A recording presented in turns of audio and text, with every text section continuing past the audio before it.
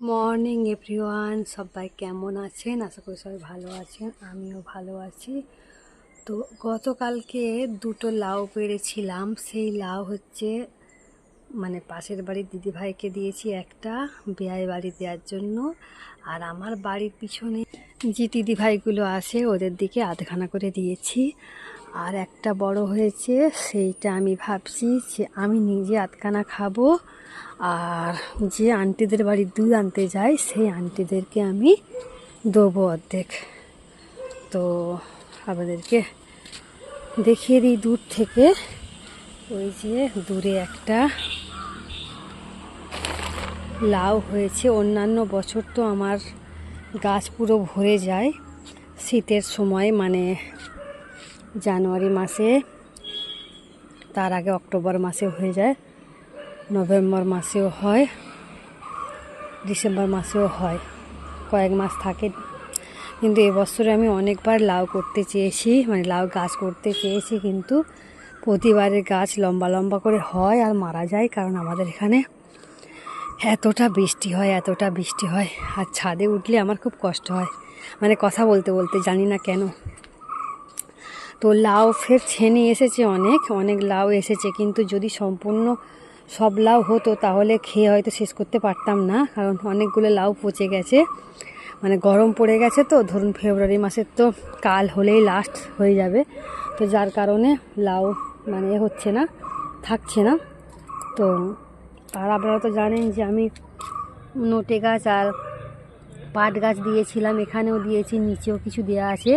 তো অনেকবার চিন্তা ভাবনা করলাম যে আরও যেরকম বক্সগুলো আছে সেই বক্সগুলো ছাদে তুলে নিয়ে আসবো, নিয়ে এসে আমি করবো, আরও গাছ করব। কিন্তু সময় পাচ্ছি না, আর শরীরও সাথ দিচ্ছে না, যার কারণে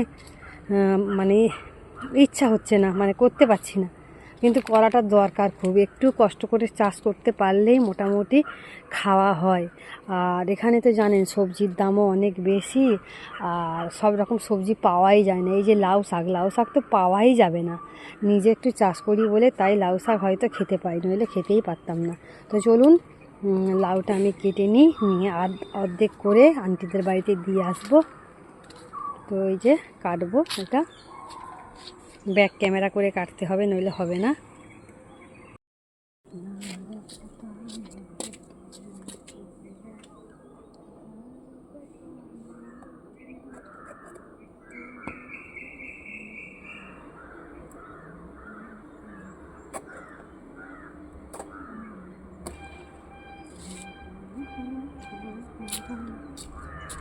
এই যে বন্ধুরা, এটা দেখতে পাচ্ছেন, এই অর্ধেকটা দিয়ে আসবো, অর্ধেকটা আমরা খাবো।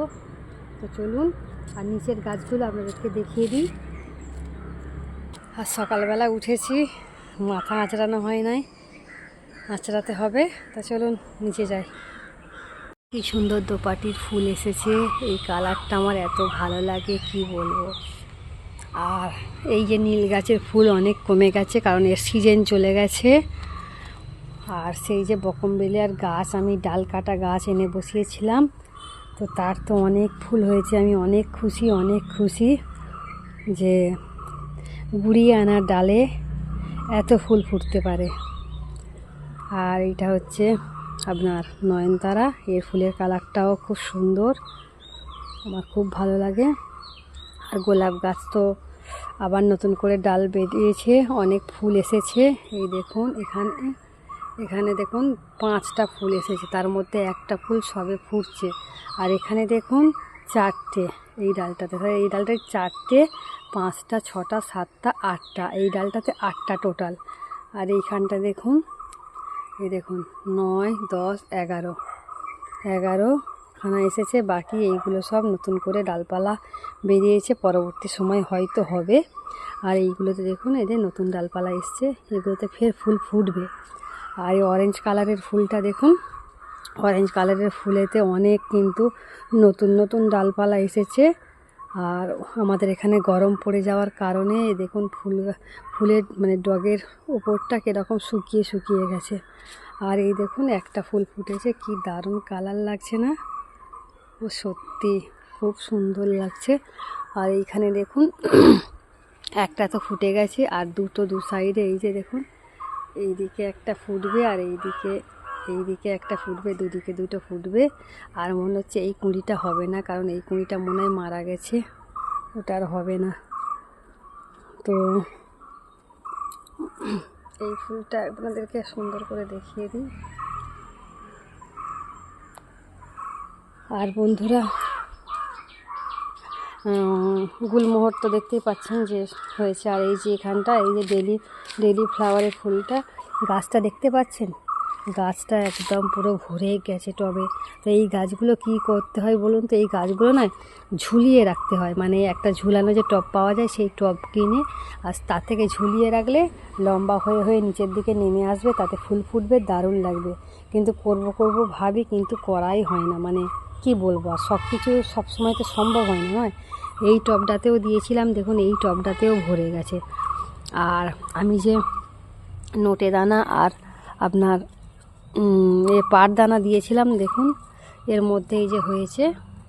একসাথে সব কিছু দিলে না ঠিক মানে হয় না, আলাদা আলাদা করে দেওয়া দরকার। এই দেখুন, এতে দেখুন উচ্ছে গাছ, আর উচ্ছে গাছগুলো কিন্তু আমি দিইনি, এটা অটোমেটিক মানে এগুলো মানে হয়েছে। এর মধ্যে উচ্ছে দানা হয়তো পড়েছিল সবজির খোলার মধ্যে, এতে থেকে হয়েছে। আর এতেও পাট গাছ আর নোটে গাছ দেওয়া আছে, আর এটাতেও দেওয়া আছে। এগুলো সব মোটামুটি এখনও সপ্তাহ 2 লাগবে এগুলো সম্পূর্ণ বড় হতে। এগুলো বড় না হওয়া পর্যন্ত খাওয়া যাবে না। আর এখানে একটা বকমবেলিয়া গাছ লাগিয়েছিলাম, এই দেখুন এটাও কিন্তু জীবিত হয়ে গেছে। এটাও কিন্তু আমি, লোক ডাল কেটে ফেলে দেয়, সেই ডাল কেটে এনেই আমি বসিয়েছিলাম, যার কারণে এটা দেখুন বড় হয়ে গেছে। এই দেখুন এই গাছটাতে, এই গাছটা। আর এইখানে দুটো বসানো আছে, জানি না এই গাছ দুটো জীবন্ত আছে না নেই, আমি জানি না, বুঝতে পারছি না। আর এখানে যে পুঁই গাছ লাগিয়েছিলাম, বেশিরভাগ পুঁই শাক তো খেয়ে নিয়েছি, কিন্তু একটা ডাল রেখে দিয়েছি, তার একটাই কারণ, দানা সংরক্ষণ করার জন্য। এই দেখুন পুঁই গাছের দানা এসেছে। ইচ্ছা তো করে পুঁই মিচড়ি খাওয়ার, কিন্তু খেতে পারি না, কারণ এই দানা না রাখলে আমি মানে গাছ করতে পারবো না। যার কারণে এই একটা গাছ আমি রেখে দিয়েছি দানা হওয়ার জন্য। এই যে একটা দুটো করে দানা হয়েছে, এই দানা থেকেই আমার গাছ হয়ে যাবে। তো চলুন,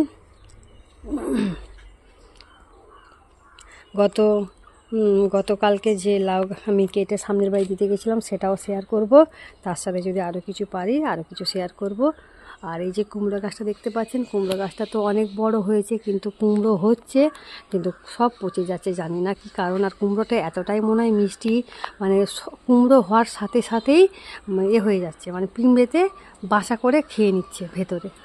এই দেখুন এই যে কুমড়ো ফুলটা হয়েছে দেখতে পাচ্ছেন, এই যে কুমড়ো ফুলটা হয়েছে কত সুন্দর, দেখুন কত বড়, কত তাজা। কিন্তু দেখুন পিঁমড়ে ভর্তি, আপনাদেরকে কিভাবে দেখাবো, বড় করে দেখালে কি দেখতে পাবেন। এই দেখুন এর মধ্যে পিঁমড়ে চলাচল করছে, দেখতে পাচ্ছেন। মানে ফল হবে কি, ফল হওয়ার আগেই পিঁমড়ে ফুটো করে খেয়ে নিচ্ছে। সেই জন্য একটাও কুমড়ো হতে দিচ্ছে না, নইলে কুমড়ো হলে কত যে কুমড়ো হতো কি বলবো। গাইস, সামনের বাড়ির দিদি এসেছে, বলছে একটা লাউ দিতে। তো দিদিকে একটা লাউ দেবো, আর লাউগুলো হয়েও গেছে। তো দেখতে পাচ্ছেন লাউগুলো একদম বড় হয়ে গেছে, না কেটে নিলে হবে না, তো সেই জন্য কাটবো এখানে একটা। আর এই যে এখানেও একটা আছে, এইটা একটুখানি বড় হবে আর একটু। তো চলুন ততক্ষণ আমি কেটে নিই। তো গাইস, একটা তেঁচিকে দিয়ে দিয়েছি, বাচ্চাটা খুব কান্নাকাটি করছে, সে যাবে না, আমাদের বাড়িতে টিভি দেখবে। আর তেঁচিকে একটা দিলাম, আর এই একটা এটা দোকানে দিয়ে দেবো। এটা দোকানে দিয়ে দিই, তাহলে কি করব, কি করবো? ও আচ্ছা, তাহলে কি করবো, কাকে দেবো? ওই কাকিমাদের দেওয়ার আছে, কিন্তু আমাদের তো একটা কাটতে হবে, খেতে হবে, মাছ নইলে কি দিয়ে খাবে? খাবার চালিয়েছো, মাঝখানে তো টিপেছো। হ্যাঁ, তো গাইস দুজনদের দিতে যাচ্ছি, একটা তো দিদি ভাইকে দিয়ে দিয়েছি, আর এই একটা অর্ডার করেছি। প্রথম গ্রামবাসীদের দিই, তারপরে আমরা খাবো। কি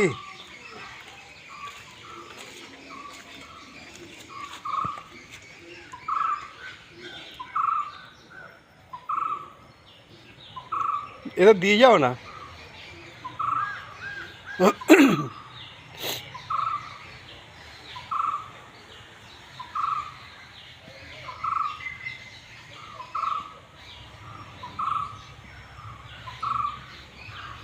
আর এই দেখুন বন্ধুরা, এই মাছটা শ্যামল এনেছিল, এটা হচ্ছে সিডি মাছ। আর এত বড় বড় সিডি যে আমি হাত দিয়ে ধরতে পারছিলাম না, তো আপনারা বুঝতেই পাচ্ছেন কত বড়। 3 পিস এনেছিল। তো এই প্রথম আমি এত বড় সিডি কেরালাতে দেখলাম। তো চলুন বন্ধুরা, সবার কাছ থেকে বিদায় নিয়ে নেব। সবাই ভালো থাকবেন, সুস্থ থাকবেন, নিজের প্রতি খেয়াল রাখবেন। আবার দেখা হবে পরবর্তী সময় একটা নতুন ব্লগে। সবাইকে টাটা, বাই বাই।